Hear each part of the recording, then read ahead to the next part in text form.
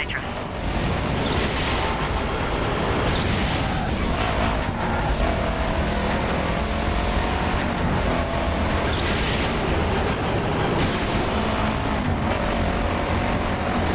Dispatch, car 9, street race spotted. Vehicles heading northbound on the Brooklyn.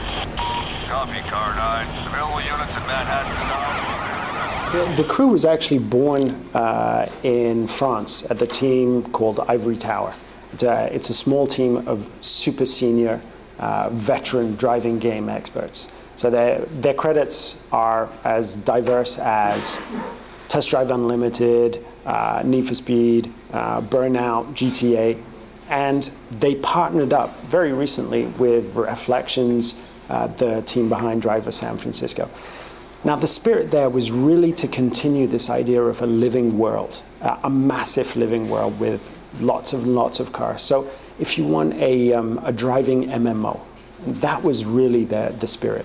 So this idea of a whole world, well, it really meshes super nicely with a map that you can see and being able to go very, very quickly from one environment, let's say a city street, to another environment, a forest in the middle of a national park. The US is a big, big world. So we want to take you by the hand and drive you from Detroit to New York to Miami to Las Vegas to Los Angeles with a story. We can't go into specifics on the story, but it will take you on a reckless road trip around the States. And that's really what we want to do, is to hold people's hands, to give them an adventure, a driving adventure throughout the country. Dispatch, car 73. Copy, I'm on that.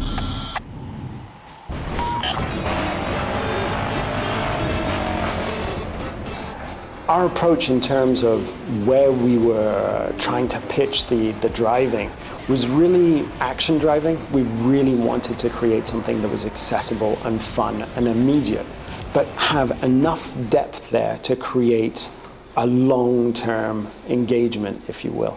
So one of the things that we wanted to do was to have a selection of cars that you could really customize and take into different places. So for example, the Camaro that you played with earlier on, you can customize that not only for street use and increasingly fast with increasingly better performance parts, but also you can customize it completely to go off-road, to go completely off-road or to go on dirt tracks. And the final customization is something that's on circuits, so proper race cars. It's the closest we get to simulation, and even that is fairly action orientated.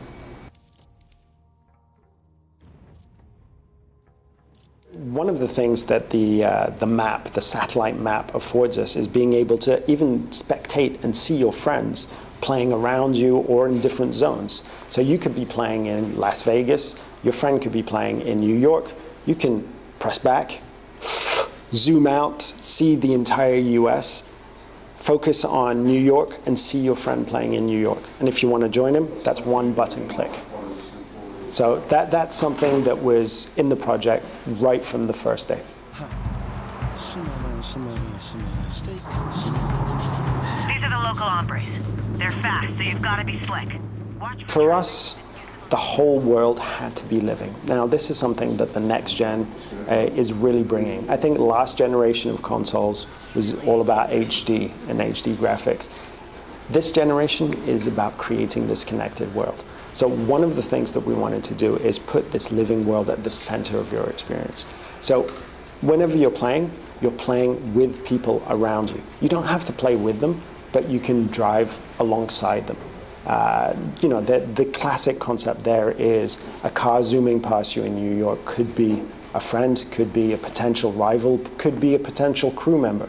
And that's something that's really exciting. It creates something that's unexpected and constantly changing. So that's something that we've got in the game and is the basic layer. Now, in terms of your friends and your crew, because that's what it's all about, every single mission, event, and race is playable cooperatively. So if you're having trouble with a mission, you can invite somebody who's gone further in the game, who has better performance part.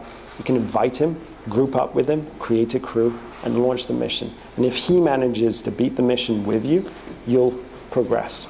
So it's all about cooperation as well. The classic example there was the takedown that we showed you earlier on, where everybody was trying to take down the same target. Only one person did it, and of course there's some competition between you there. So that's the synchronous, the same time experience, creating the crew. But of course we've got asynchronous challenges with ghosts everywhere for every skill inside the world, and we have thousands of skills, and leaderboards, all of the information that you need to be able to beat your friends.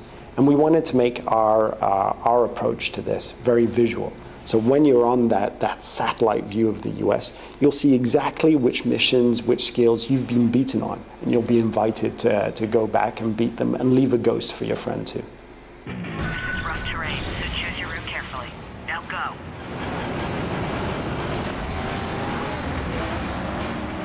The approach was to give even newbies the potential to customize their vehicles in exactly the same way, the way that they wanted to do it. So higher level players will have different performance upgrades, and they'll have a much wider variety of parts and customizations to choose from. But lower level players can still enjoy a limited amount of that. Higher level players will have performance upgrades and perks, a skill tree, if you will, that will give them, let's say, power-ups that other drivers won't have when they start off the game. Maybe it'll be a bonus on a cooldown timer to escape from the police, or a better nitrous and things like that. There are so many different environments. I mean, we've got city streets, of course. You saw New York, you saw Las Vegas down the hill, we've got Miami, we've got all of these different areas.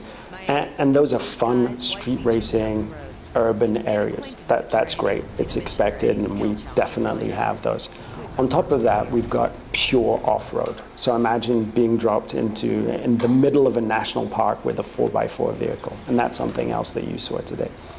But on top of that, we've got snow-capped mountains, we've got the bayou with vehicles that have to be able to go across those things. We've got highways, we've got big fields, because the Midwest of the US is full of fields and forests and things like that that create really dynamic and interesting driving routes.